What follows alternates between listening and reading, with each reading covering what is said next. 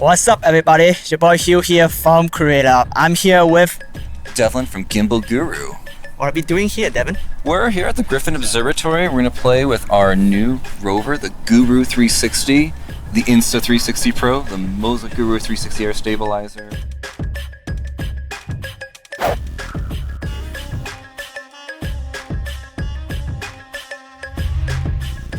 On top of here, we have the Insta 360 Pro, and then below that, we're also got a cable here attached because the camera does not have the internal battery in it. That allows us to keep filming without having to change the battery, and also reduces the weight of the camera, increasing the clearance down here so you get a little bit more movement out of it. Though the Rover, very smart tip to use the gimbal air. That's true, and the Rover's not going to move around that much, but hey. More room the better. And then below that is the Guru 360 Air Stabilizer, which is great for stabilizing 360 cameras if you're on a drone, Rover, or just walking about.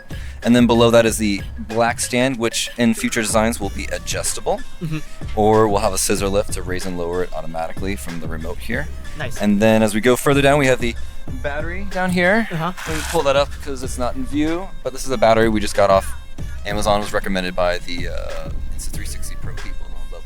We'll put a link below, so if you want to buy the battery as well. We'll have the link below for the battery. We'll have the link for the gimbals below. You can buy them from gimbalguru.com. And then below that is the most special device right now, which is the Guru 360 Rover. And the great thing about this sucker is it's got a pretty beefy battery. We were driving it around NAB, and it literally drove around the whole show for 3 days and up halfway to the Griffith Observatory and still kept going without a charge.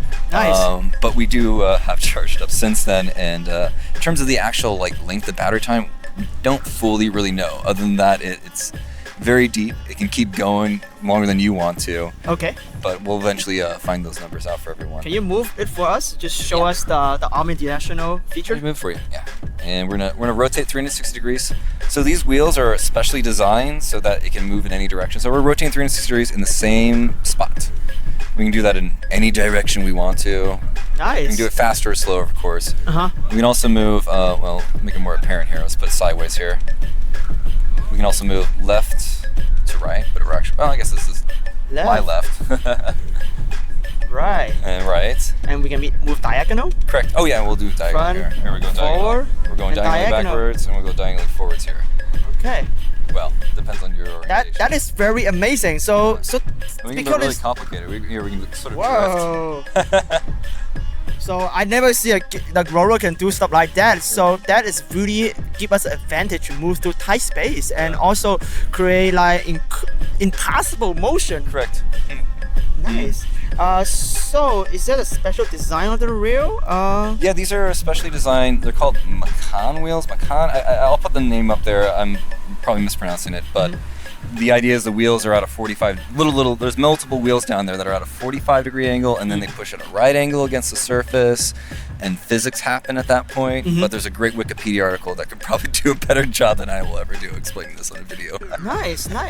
So I know you got a California design company, right? Correct. Yeah, we're based in California, Gimbal Guru. We're based in beautiful Burbank, California, and we're also partnered with Al Dolly, who's been around for quite a while. So nice. The reason why we came with the Guru 360 and we chose its current platform, its chassis, the wheel design, is we wanted a very versatile system that could go into almost any environment. It could go into a home, it could go into a museum, or it could just go cruise across the sidewalk somewhere. But the point of it is we wanted a vehicle that didn't require a lot of space for it to turn, and that in a moment's notice it could, back away from the subject or move lateral to the subject. Like this Rover can move in any direction. I mean, there isn't really any limitation to it other than flight and sailing across the ocean, right? We've worked with other Rovers, and a lot of them are built on RC components, which are really cool if you're into RC hobby and you want to go quick. But the problem with RC components is they're designed to be very quick and reactive. And when it comes to filming, you want to be really slow and not reactive. I mean, you do want to react to the changing environment, but you're not snapping the camera all over the place. We're not making Saving Private Ryan here. We're actually making, maybe dramas, or maybe we're filming the exterior of a house. So we don't need an RC car that can move at 30, 60 miles an hour. We need a car that can move at 2 miles an hour. Like, I move at a walking pace, you know, something that an actual human would experience, you know. This is not Fast and the Furious. We were recently filming with the LA SWAT team and filming a 360 VR project for them. And they were using a cable cam, which was great, but we only could use it for a few shots, and we didn't get to use it for the last shot because we had clearance issues between the camera cable and the camera package, basically not being able to clear like a shelf that was in the way of it. So, whereas a Rover in that same situation could go down the same pathways that a human would walk, you know, it could walk right in with the action, whereas, you know, current 360 cameras, you either put the tripod down and hope people go around it the right way, or you know, suspend it or something. Yeah, and that's impossible using a motion impossible vantage as well, because the alley is so tight, right? Correct, and it can't drive like ours. I mean, it's got real, you know, it has, I think, rear-wheel drive wheels and front turning wheels, and it doesn't even come close to the turning radius of our Rover. Like, our Rover can turn within its own body length in a sense, whereas the Mantis probably has to turn within like 4 or 5 lengths of its body.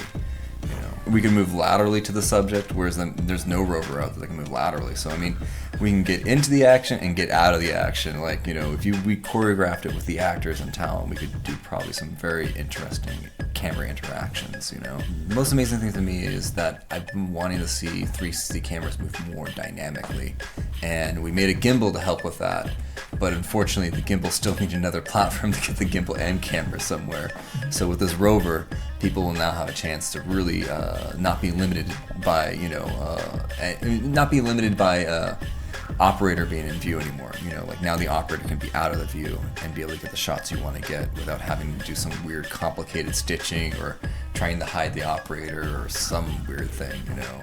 Pre-order it right now for $6,000. Okay. Go get a Rover that will be all in flat black with an adjustable stand. It won't be remotely adjustable, but that'll be like something we wanted to, if we can get an adjustable stand for $6,000, then you'll get it. But as it is right now, you'll have a stand that you'll have to adjust before filming. Okay. But that's not so bad. It'll be up to about 6 feet in height. You'll be able to get the camera up. Nice. That's a low-flying drone. Yeah, Hi, yeah, okay. yeah. I mean, the idea is I want to get a bit eye level from the actors, because like, we really wanted to take 360 cameras in the same way that you can do with a DSLR like camera setup. You can kind of move it anywhere you want to. You can film anywhere you want to. But with a 360 camera, you really don't want the cameraman standing behind the camera going like, "Ah, that looks good," you know, like, you know, it's crit acting. No, what we thought is with a Rover, you can place the camera there, and you won't have crew as visible as it once was before, and so you can get some real dramatic interactions between your actors. Also, the Rover can move with the acting talent versus your acting talent hovering around the camera like fish, you know, the bowl. You know, now people can leave and come, the camera could follow them into another room. Or if you're in a real estate business or just wanting to show off a museum, you can take people on a virtual tour. That is very, very important, guy. Devin just give us a lot of cinematic tips to how to film 360 video. Right. Nice. So tell us, like, you mentioned that the gimbal airs come free if you get the Rover, right? Correct, yeah. If you pre-order the Rover right now, we'll include a gimbal of your choice. So that could be either a Moza Air Cross, or the Moza Guru 360 Air. Nice. The remote has a range up to like 3 football fields. So Oh, okay, good to know. I mean, you can really get this thing going pretty far. I haven't gone it further than like I can run because, you know. Will you in the future have a monitor screen maybe there as well, so you can stay like I mean, away? why not? I mean, if you can figure out some way. I mean, technically this has over Wi-Fi, so if you're within Wi-Fi range of some sort, or you have a booster, you could watch it from your phone relatively. Exactly. So we've actually overlaid the footage right now. Down there. Yeah, awesome. So let's go for a ride and let's have a competition between my one wheel and your roller. One wheel Rover race. Woo!